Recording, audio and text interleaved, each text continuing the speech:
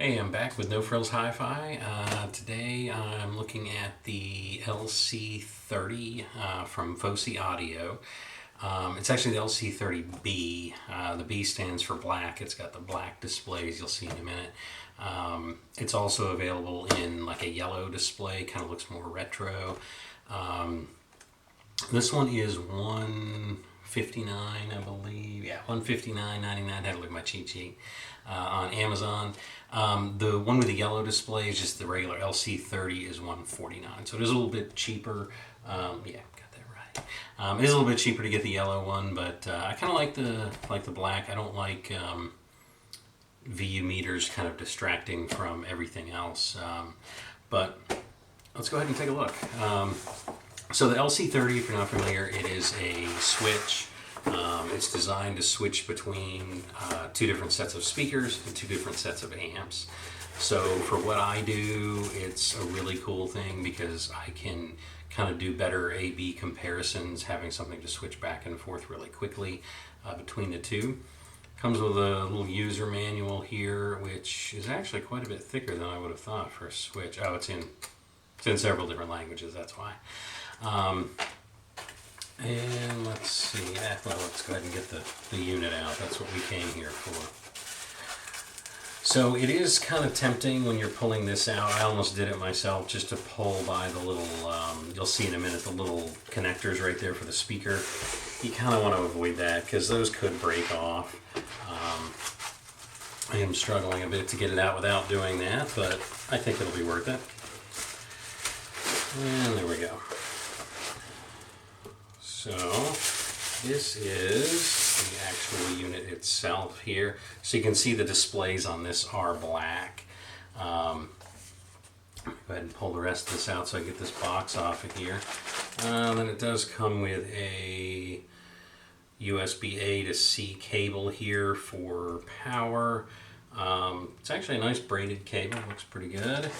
And then we've got the remote control here. And so the one thing I'm not seeing with it is it doesn't have the power plug.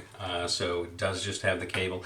A lot of companies are kind of going to that now where they don't include the plug. I know Apple's taken it out of a lot of their devices. I'm not sure why we're doing that. I guess it saves the environment because most people probably have 100 of them laying around. I know I do, so probably not going to be a big deal. Let's see. So it does say 5 volts on the back, so you just want to make sure when you're picking out one of those plugs that you get the right one. This thing doesn't really require a whole lot of power. Really, the only power it needs is for the lights, for the meters there. Let's go ahead and take a look at the back. So we've got all these different speaker connectors back here, and they look pretty nice. I mean, they're, you could use banana plugs with them, or you can use a spade, or there's a little hole in there if you can see it. You just stick a bare wire in there.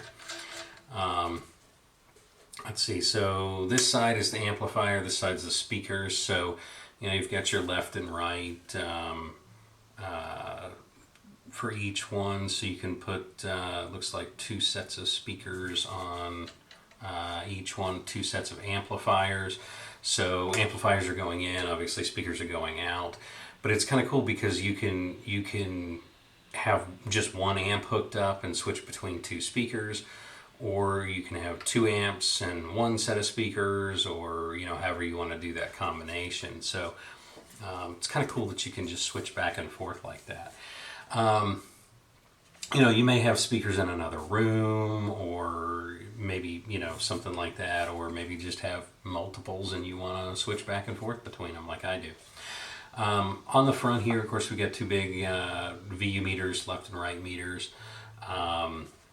This dial right here adjusts the sensitivity of those VU meters.